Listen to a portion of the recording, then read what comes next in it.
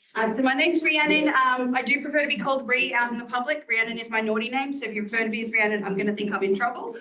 My presentation today is on Twice-Exceptionality.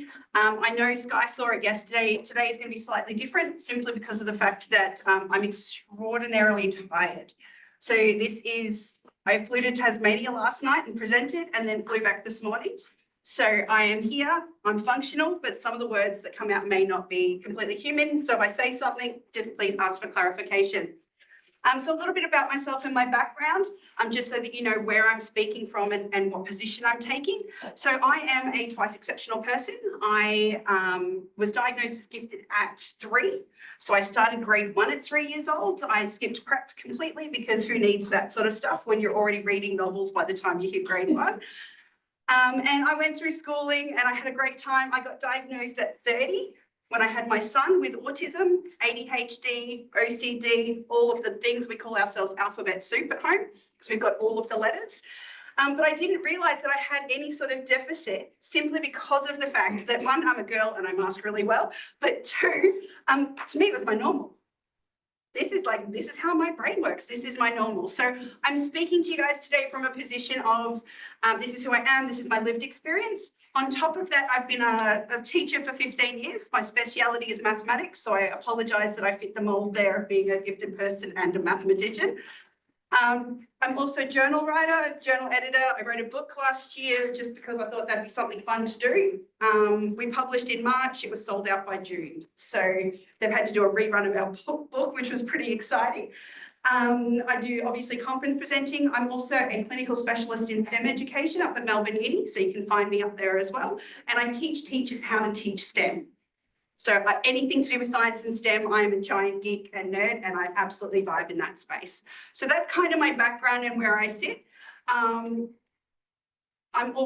forgot. I'm also on the board of directors of the Australian Association for the Education of Gifted and Talented People, and I work in the space of advocacy.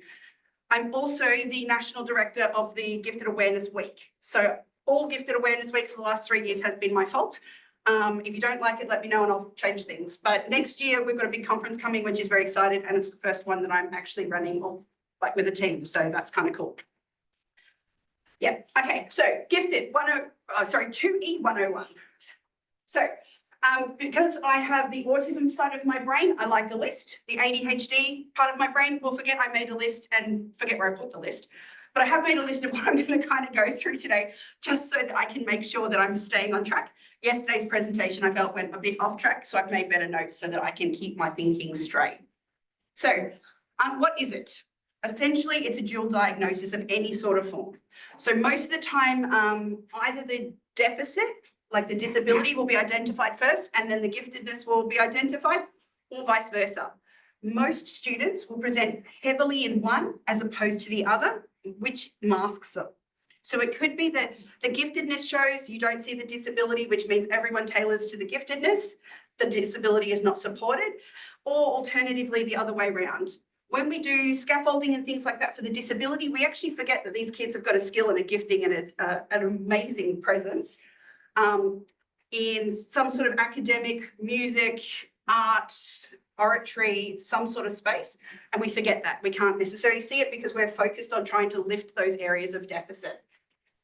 Most of the time, the disabilities with 2E are cognitive. They're invisible disabilities. We don't usually position physical disabilities in this space.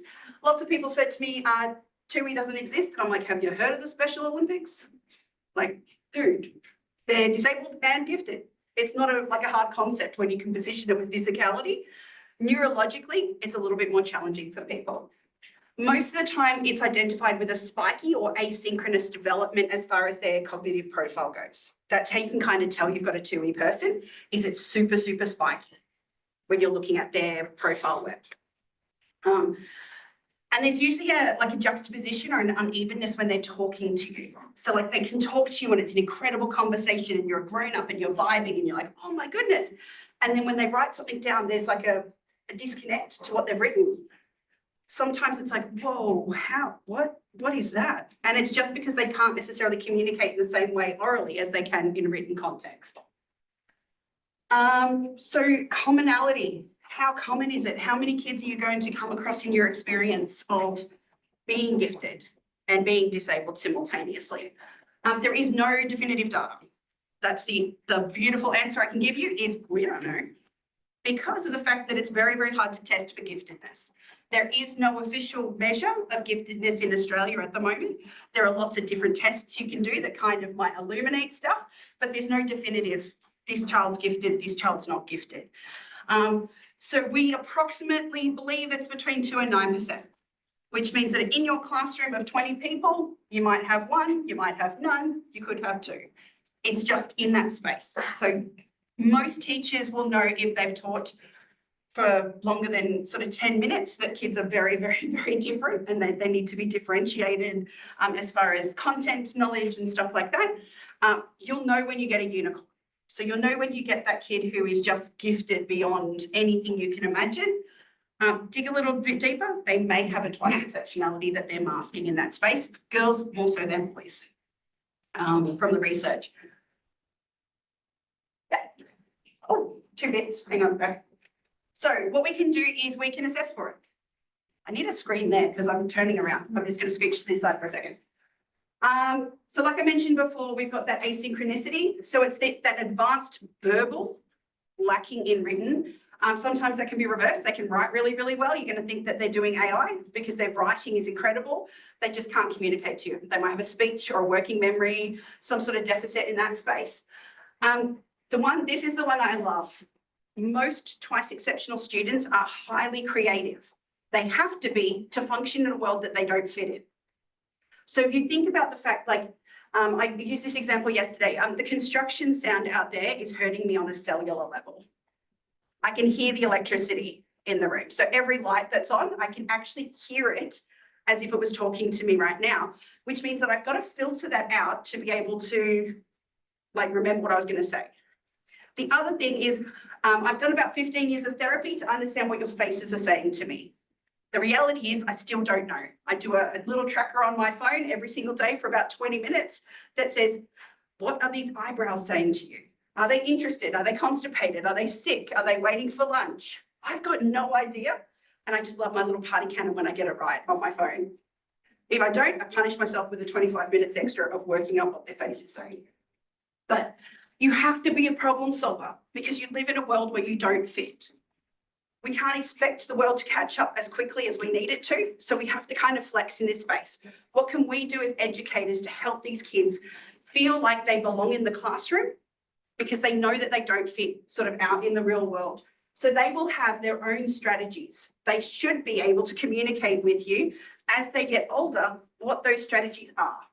So things like in my classroom, I say to my students, if I look through you, it means my brain is resetting. Like the computer needs to restart and reboot. Sometimes my brain just does that. I don't give it permission.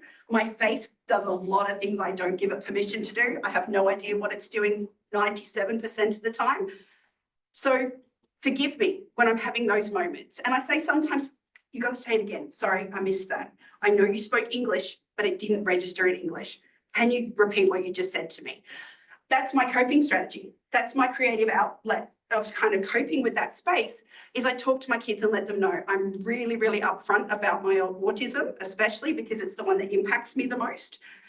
And so they know exactly what to expect from me. Therefore, they become more open in sharing their needs with me as well, which means that I can accommodate them much better. Most twice-exceptional kids hate standardized tests. And I love the fact that they're called standardized tests because I firmly believe that standardized tests test standardized people. If you want to do really well on a standardized test, be a standardized person. They don't capture all of the beautiful intricacies of a human. They test, can you do your thing? That's it. That's all they test. So you will see a difference. You might not capture them on your data intake because that test isn't designed for them to be captured on. That's where you need to use your teacher judgment. This kid doesn't fit. There's something just a bit, I think we need to have a conversation. Their parents know them really well, so look for that. If you are one of the schools that does all of the data testing, have a look at their learning profile. If it looks like a porcupine sat on the page, have a conversation with them. They're more than likely twice exceptional. Yeah, These are some of the tests that you do, you know, your Y, your WISC, your IPSY, all of that sort of stuff, depending on the age group of your person. But again, they're a standardized test. They're written by a psychologist. Most of them aren't written in human, let alone an advanced student. I love portfolios with my kids. They build for me a portfolio. It can be a digital portfolio. It could be an analog portfolio. It could be a series of drawings, diagrams, stories, whatever they need to do to communicate how they're learning. One of the strategies that I use personally in my classroom that I find really effective for 2E kids is a system called a rocket book. Has anyone heard of a rocket book? No, okay. So I am not paid by Rocketbook. I just really love their product. It's a paper book, so it's a physical copy of a book that you've got, but in the corner of each page there is a QR code. And you can direct that page to go wherever you need it to go. So on the bottom of the page, I really should have it on my slide, sorry. On the bottom of the page, there is different little icons. You can put a little X through that icon and it will automatically save to that Google Drive folder. You take a photo, bang, it's gone. If I want it submitted, I make my email address that little icon. The kids cross the icon, it goes to their Google Drive and my email like that. I've now got their work submitted. There's no cognitive load for them. They don't have to remember to submit their homework. I now have it. The other one I use is Beacons, which is another product that Rocketbook does. It essentially makes my whiteboard a Rocketbook. So instead of making them do that executive functioning of looking up, looking down, looking up, looking down, where we all know we've gone home, we've done the washing, we've thought about Smurfs, you know, because you're just looking up and down all the time. Sorry, there's young people in here. Smurfs are small little blue people. But I use the beacons on my board so the kids know once I finish doing my example, all they have to do is a snapshot. Instantly, it's in their Google Drive. They've got it as a digital image. It can link straight into my Google Classroom. It can link straight into my email. So wherever you want to send it, you can send it as many places as you want. I do it for all my staff notes as well when I'm working with my teams. I literally have one little box that is all school. I can take a photo of my notes, cross that box, and everyone in the school has that document. It is handwritten, so just be careful if you've got doctor's handwriting like I have. It's handwritten, instantly it's in their inbox. They've got it as a digital image, super fast, and anything with a phone that can do a QR code can do this. So that's a really great product that you can do for a dynamic portfolio. Every single step of the way, at the end of every lesson, don't forget to Rocketbook, and you just upload it. It takes no time at all, and the kids don't have that extra executive functioning load. The other thing is that anytime you're doing any sort of assessment with these lovely humans, make sure that you're positioning it with the team that's surrounding them. I'm not a psychologist. I think that would drive me nuts if I had to sit and listen to people's problems all the days. But think about who the psychologist is that's working with your child, the occupational therapist, the speech therapist, all of the other allied health professionals that are feeding into that. And then remember that they're looking just at that child. As a classroom teacher, you're looking at that child in connection with the 30 other kids in your classroom. So use AI, de-identify your children, and put that into an AI generator. I've made myself a co-pilot because I'm too lazy to keep typing in amazing prompts. So I made myself an AI co-pilot. I put in Meerkat. It knows who Meerkat is as far as a learning profile. So it knows that student, doesn't know them as anything other than a meerkat. Because I've matched that student to like a little animal or a pseudonym. You can have a reference list elsewhere, preferably non-digital, because AI will get there. It'll be able to read digital files from here to there later. So I do that, and then I'll say, I've got this student in my class, this is what the allied professional has suggested. And I've got like little ticker box prompts that I use. Then I say, I've got 6 other kids in my class who are not diagnosed, no sort of assessment. Can you combine and make strategies that will work for my whole group? Because we know what benefits one can benefit others in the classroom as well. So think about those specialists. Don't dismiss them because they're 100-page reports. Think about how you can synthesize that to work with all of the students in your space. So I've put together a couple of school strategies and then also parent strategies, because parents are really important in the life of a twice exceptional child. So strengths-based, think about our language. Are we calling them strong, weak, all of those different language? Are we using a really positive language position, or are we maybe looking at their deficit first? In the disability community, there is a line that I love, and it says, nothing about me without me. works for 2E as well. If you want to have a conversation with the student and with their parents and with the other staff and the allied health, nothing happens about them without their input, especially when you get to secondary school, simply because they know what works for them. They know the language that works. They also can self-identify as being neurosparkly, neurospicy. I'm trying to think of the other ones I know. I got told in the community I wasn't allowed to use, like I was at uni and I used the term ASD. I said a student with ASD and they went, you can't use that terminology. It's defeatist. It's like a deficit language. And I'm like, no, it's not. It's shorthand. Can't use autism spectrum disorder every time I talk. Otherwise I'll get tongue tied. ASD means the same thing. It's just we love an acronym in education. We've got them everywhere. So it's like, and they said to me, no, you can't use it because it's an offensive term. And I said, who told you it was an offensive term? And the university had decided that ASD was an offensive term, but they hadn't consulted anyone in the community. I'm like, I'm part of that community. I'm happy with ASD. Please, just remember, talk to the community that you're working with language. So if a kid comes up to you and says, I'm neurosparkly, it means they're giving you a really good insight into how their brain is working. Think of it like stars in the sky. Sometimes they twinkle a little bit brighter than other times. They're sparkling. That's how they identify their neurological and cognitive function. If they tell you they're neurospicy, they probably build within themselves. So they start off kind of cool, chill, mild, oh dear, to crisis volcano level. And they kind of build through that. But that might be how they identify because they're using a heat range. So it can be a really helpful tool just with how they identify with their language as to how their brain is working for them. I love speech to text. I wrote a whole book using speech to text. The only thing I can say is that some neurodivergent students will get lazy and not edit. It is really super important to edit. Otherwise, my book would have paragraphs on it about, can somebody put the dog out? It needs to go to the toilet. I need a cup of tea. Because everything you say gets captured by that. If you're listening to song lyrics and you're singing along, instantly that's now in your story. So make sure if you're using speech to text, it's not about the tool, it's about the editing. It's that skill of refining it back.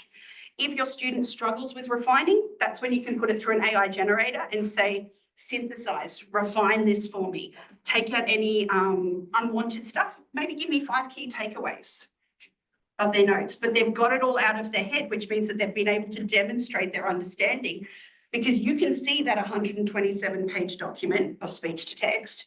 You know what they're thinking. They've just used a strategy to help support them synthesize it so that it's communicable to the wider community. I love flexible grouping. If you think about a school, especially primary schools, they do things like colour groups and animal groups for like abilities. And you've got sharks and turtles and dolphins. They know who the turtles are. They know. So if they're being assessed on a deficit and they've been put in the turtle group for reading, yet at home they're reading, Tolstoy, but at school they're reading, Jane Sits on the Log because they're in the turtle group. They know they're a turtle. It really hurts them on that, so that social welfare sort of stuff. So use flexible grouping. You might say, look, you really struggle sometimes with English. How about I put you in this group for English because that's where I need you to be so that you can build those skills up. But oh my goodness, in maths and science, you're over here. And we might even see if we can accelerate you one class to go up because you're a really amazing strength in this space. But that's where flexible grouping comes in. Because if you keep your groups the same the whole way through the year, they're going to know they're a turtle. They might never not be a turtle. They also know the difference between sharks and dolphins if you're trying to be clever. They know who's in the group because they know who's with them in the group. I love project-based learning. I'm going to tell I've got a little bit of time. So one of the things I'm doing this year, if you haven't got in contact with Melbourne University's Kids Conference, it happens every year. This year was the 13th one. I can highly recommend it. Stephen Spain organises it and it's an absolutely incredible showcase for our high ability learners, regardless of where they sit on the 2E or Just Gifted platform. This year I submitted 5 projects. I had 15 that my students worked on, and my students are aged year 4 because I'm at a P to 12 school. So grade 4 to year 8. That was my spread of ages, and they work together because the most important thing about these kids is not their year of manufacture. So mix them up. Keep it spicy for them, keep it interesting. I had one or two groups who were combating rising sea levels. And the beautiful thing about this project that they did is both groups independently started with floating cities. That was their solution to rising sea levels. They're like, the water's coming, let's just make our houses float. And I looked at them and I said, I really don't want to live in a bad Kevin Costner film. Can we come up with another possible solution to this? Because it feels a little bit Band-Aidy, but my arm is broken. A Band-Aid is not the right tool if my arm is broken. So rising sea levels can't be fixed with just making everything float, because people don't float as easily as other objects. So they both went away separately, and one went up and one went down. So one group was growing kelp forests and things like that to reduce the carbon in the atmosphere. And they were building huge kelp forests that could then become food as well as carbon absorbers. That was their project, and it was brilliant. The other group floored me because they went to the CSIRO all by themselves. They found on the website, they found a gel that's being developed that will collect upper atmospheric carbon. So they were connecting them to weather balloons, and they were collecting upper atmospheric carbon that they could come down. They were then extracting that carbon out of they called them a lanternizer and a carbonizer because everything had an anizer on the end. It was a very neurodivergent group. But they were extracting the carbon, and then they're like, now we've got this carbon, what are we going to do with it? They had a plan to fix all of the roads because in my area, the potholes will swallow you alive. So they just decided they were going to fix all the roadways with the upper atmospheric carbon, cool the planet, refreeze the polar ice caps, job done. And this, like, the kids had a really beautiful solution, and they presented that at an international conference. Most of those kids were 2E in that group. Most of them were non-verbal at the start of the year. They've just presented in front of 1,000 people. Like, the things that we can do when we support their thinking and their understanding is absolutely incredible. So that's where project-based learning can give you that flexibility. But remember, their age does not necessarily make the most important thing about them. So you can group them up, switch them up, move them around. I love UDL, not just the drink, but the actual pedagogy. So the reason I like it is because of its flexibility. So if your school is looking for a justification to flex and change and move with their pedagogical thinking, maybe research UDL. It's a really flexible way of learning. It is amazing for twice exceptional learners. I mean, it's amazing for all learners, but predominantly for 2E people, simply because of the fact it allows them to access content in a way that's acceptable, safe, familiar, and then they can grow in that because they've been able to access that content. It also saves teacher cognitive load. It's really, really helpful for that because it means that you don't have to do as much accommodation differentiation paperwork. You've got their ILP or IEP, and then you've moved it through the UDL platform, and it makes it just more structured, more flexible, but less onerous work on you guys. Parents, so you probably will have to interact with parents. My go-to tip when I have pre-service teachers that I work with is always put a bowl of Minties on your table when you do parent-teacher interviews. I always suggest this with ILP meetings and stuff as well. Parents can't yell at you with their teeth stuck together. So Minties are really, really super helpful for that because they're really solid at the start. You crunch down and then they give you a minute to say what you need to say. But think about that triangulation: parent, student, teacher. It's super important to have all three of those points. Same way we triangulate data, we triangulate conversation.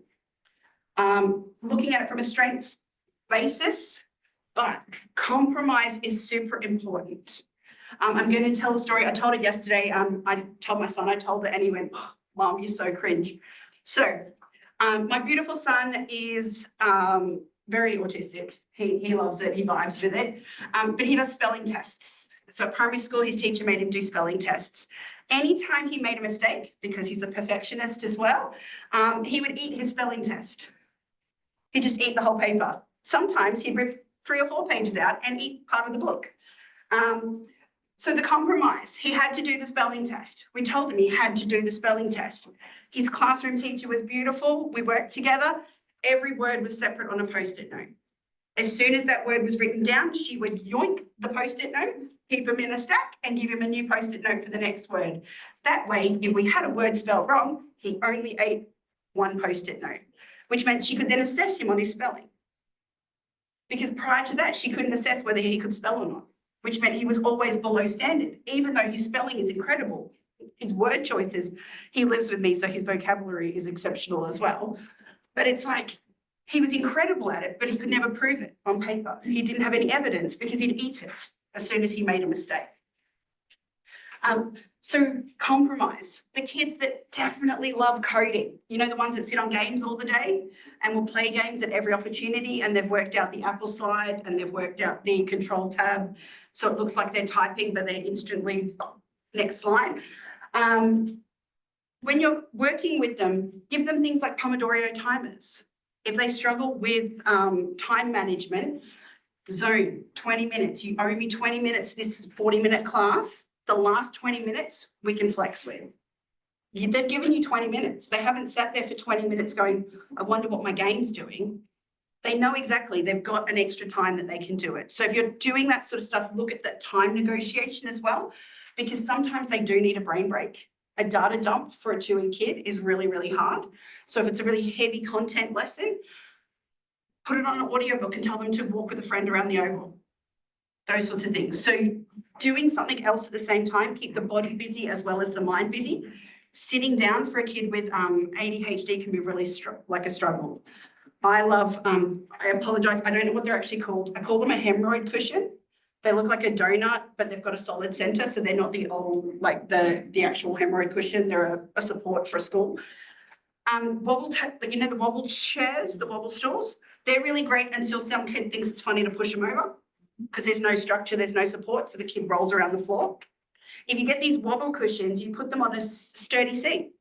They still get the wobble they need. But if somebody pushes them, they're not falling off their chair because the chair is structured to the ground. It's kind of like an in-between layer. They're fantastic for those kids that need to move. All they have is a cushion in your classroom. Like it's not that they're not really hard supports, but they give them something that they can use. Absolutely be transparent. If you're having a hard day, you know, like when you say to your class, oh my goodness, I've got a headache today. Be open and honest with your class about any of those sorts of things. You'll find the kids are really, really open and honest with you, and then they start communicating what they need because they're ready and building those relationships with you to say, you actually talk to me like a human. I've had a bad day. I haven't had a coffee yet. Or I've got a headache. They start to build a relationship with you because they can see that you're being open and honest in your communication. They then start to be more open and honest in their communication. And when you're writing their IEPs, please don't translate what they've said into human. Write what they've said. Just write it, even if it doesn't quite make sense to you. Put their words in their documents because it is actually really important to see yourself in what you're doing. If possible, connect to places like the VAGTC, AAEGT, Agate Vic, all of those different companies that we have advocacy groups for gifted kids. Nearly every single one of those people has got a 2E specialist on their board or in connection with them. They can come out and run parent groups because the parents know the kids better, the teachers know the kids better. You put an expert in that space and then they can do like triaging and support in those spaces. Please remember that as a teacher, it is in the UN Charter of Rights to differentiate. You must accommodate all disabilities. And it's in the 1972 Discrimination Act that you must accommodate disabilities. So when a parent's coming to you and saying, my child's not being accommodated, it's actually a legally documented thing that they have to have an accommodation for that space. They don't have to have the one they've requested. We compromise, but they have to have some sort of accommodation. It is legally mandated. So these are things that you can suggest as a teacher to a parent. So you've got this parent, they're in tears, they're sitting in front of you and they're like, I don't know what to do with my kid. They're coming home and exploding every single night. I call it spark time, but that's just with my people, and Lego is my jam. I got a new delivery of Lego last night and I wasn't home and I'm Devo because I couldn't play with my Lego last night. But I schedule spark time for myself. I know doing this is a huge cognitive load for me. My emotions go wild. I need to have something to regroup me when I get home. So schedule it. If you're the classroom teacher and you know you've got a whole bunch of neurodivergent children in your classroom, schedule spark time. Guys, we worked amazing today. The last 10 minutes of the lesson, or we're going to have a 15-minute break in the middle of the lesson and we're going to do some spark time. It doesn't have to be mindful drawing and sitting down. It could be just dance, or if you've got the privilege of having Lego in your classroom, use Lego. It's amazing. I love Apple. I'm a little bit of a Vibe brand loyalist when it comes to Apple, but I do love the fact that they're really transparent in their operating system. So if we think about iteration, a kid hands in a piece of work and you go, is that your best piece of work? And they're like, it's in. You're like, cool. Apple's on 17.3 version of their operating system, and they've got some of the best nerds in the world working for them. And they can't get it right, not only 17 times, 17.3. How many other of those numbers got decimals? Like, was it 1, 1.1, 1.6? Did we have operating system 4.5? Like, does anyone remember? But we've built all the way up to 17.3, and there's still problems with the operating system. So it kind of reinforces to these really high ability kids that the first draft is not the best draft. You can keep moving through it. You can keep programming it. And I love the fact that you can jump steps. So with some of your high ability learners, they don't want to give you, like they've given you version 1. They don't want to give you version 1.1. That's a bit boring. That might be like a full stop's missing. So you might ask them, what does 1.6 look like? And you're like, cool. And then when you get it back, you're like, that looks like a 1.6 to me. I wonder what a 4.3 would look like. And you can just pick numbers out of your head, but get them to rank it when it comes back. How many changes did they have to do? How many iterations did they have to do to give it back to you? What version would you call this? Is it finished? Could it be finished? Can it be finished? But get them to kind of give you back that feedback to say, I've made this many leaps in my thinking between version 1 and 2. That shows you that visible learning that they've done on top of it. Graphic text organizers, speech to text, notability, lucid charts. There's another one that's escaping me at the moment. Any of those visual learning tools are really, really handy when the student can't write. That's part of their sort of difficulty or deficit. Get a different way of getting the content that you need to assess. There is multiple ways of assessment. See what works for your student, see what works for you, and use any of the tools that you can use. Technology is not the enemy here. It can force students to be a little bit lazy at times, but that as a teacher, you control the culture of your classroom. So you just go, no, that doesn't feel finished. Let's do another version. I can see you've used AI here, but you haven't edited the AI. There's no human left in it. Your story is missing. So make sure you feed back to them that you're not just going to accept something. It needs to still be robust, rigorous, so that you can assess it. I love the fact that the government is bringing out the 9 to 10 maths camps. I'm like, oh my goodness, that's going to be such a nerd fest. I want to play. Like, put me in, coach, I'm ready. But things like the museum runs little clubs. Connect in with things that bring the students joy and get in there. STEM competitions are fantastic for thinking outside learning. There's creative writers workshops. Melbourne just put on a huge writing festival. And there was specialist programs within that festival that was run by all of the libraries in Melbourne that catered to kids with additional needs. They actually put it on their brochure that these programs, these sessions are low light, low noise, small, limited numbers. So access those programs. Tell parents to access them if you don't have that space within your curriculum. Social and emotional well-being is super important. I use the terminology in my class to name it to tame it. I'm not talking about this is my problem. It's the thing that we say, a kid will come up to you and they go, I'm angry. I'm like, cool. Are you sure you're not hungry? And they're like, oh yeah, I'm a bit hungry. Cool. Are you frustrated? Oh yeah, I might be frustrated. What about disappointed? Oh yeah, I might be a bit disappointed. So cool. You're not angry. You're hungry, frustrated, and disappointed. Well, we can fix those things. But when they're coming at you with just anger, they haven't named it properly. Therefore, it's really hard to tame it if you don't know what to call it and what you've named it. There is a brilliant book series that was written by a mum in New Zealand, and I'm going to butcher the Maori language here, so I apologise for anyone who speaks Maori, but it's Ahora's Way. And it's literally a book of emotions. It's a social and wellbeing book, and it's the most beautifully illustrated book in the history of the ever. It is beautiful. At the top, it has the word anger. Underneath that, it actually has about 20 different emotions that can represent as anger.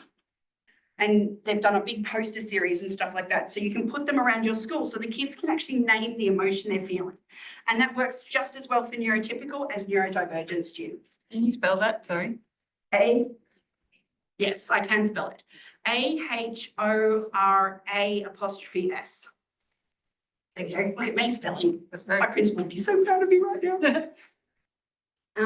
I love noise cancelling headphones, but I also don't love noise cancelling headphones. Loops are really good for assemblies because they minimize the noise without blocking the noise. Roger devices, which are funded sometimes, are fantastic, but they amplify everything.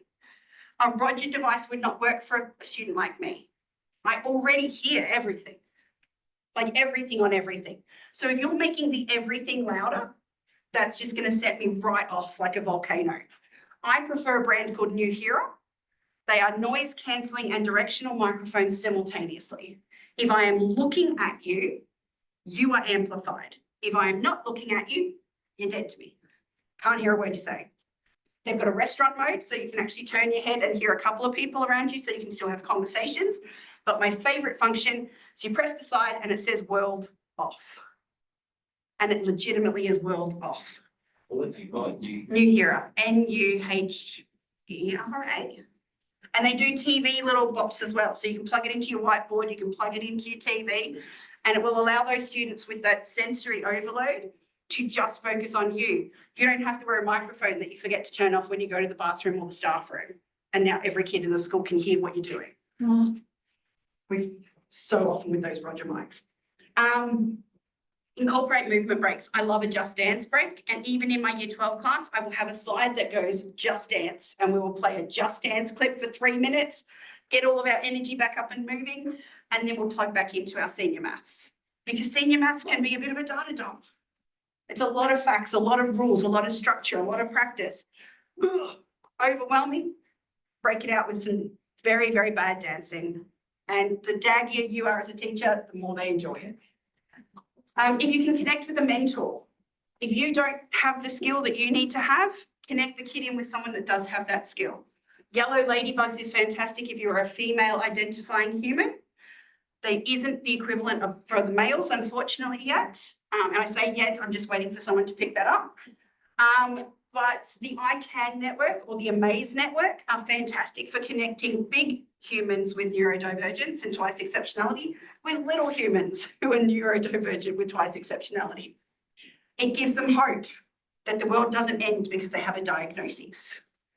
And it really does strengthen that network. So I play with the yellow ladybugs sometimes. I'm quite busy, so I don't get out there as often as I like to.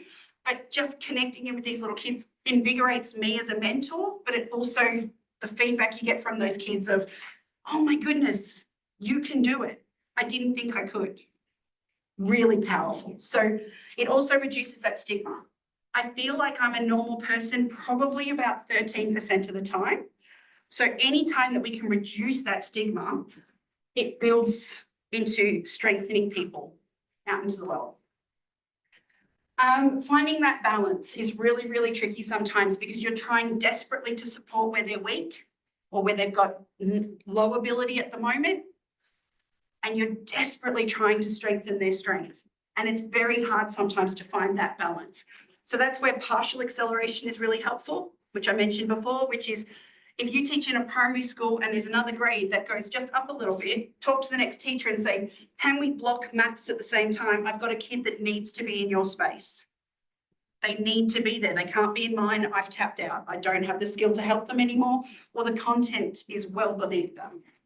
I had a year 3 student who broke into my year 10 science class. The only thing that I had to make sure I did was mention that we did reproductive systems and 16-year-old boys are not mature. The kid who came to me was fine. He was incredible. It was the other kids who were actually aged into that group that were silly when it came to reproductive systems. So talk to the families. If they're okay with it and the other family, roll with it. Do that partial acceleration. He legitimately jumped 7 years of curriculum. He's now doing something amazing in astrophysics and stuff, so he deserved to be there. I think I've mentioned all of that sort of stuff, but basically you check the oil on your car, you know, the little warning light comes on, you monitor your car, you make sure it doesn't run out of fuel, you make sure you've got tread on your tyres, make sure your wipers clear the screen, things like that. That's how frequently we should be checking on our IEPs. They shouldn't be just a done and walk out the door. They should be, I know we use the phrase living document, but they really should be just checked in on. If they're not working for you as the teacher, you have the right to ask for them to be adjusted. If they're not working for the student, you have the right to ask for it to be reassessed. You don't have to wait for this 6-month meeting check-in. We check more regularly that we have fuel in our car than 6 months, so check more regularly that we've got fuel in their car and their tank. I've got some data dump type stuff. This is for connecting in. There are so many gifted communities on Facebook, parents, students, teachers, they've made the resources, don't reinvent the wheel. Jump into those and say, can I steal your idea? Can I make it better? Can I give it back to you once I've made it better? Feed into those communities, you'll love it. There's stacks of journals, so many journals, but if that's not your jam, have a look at some books on this space.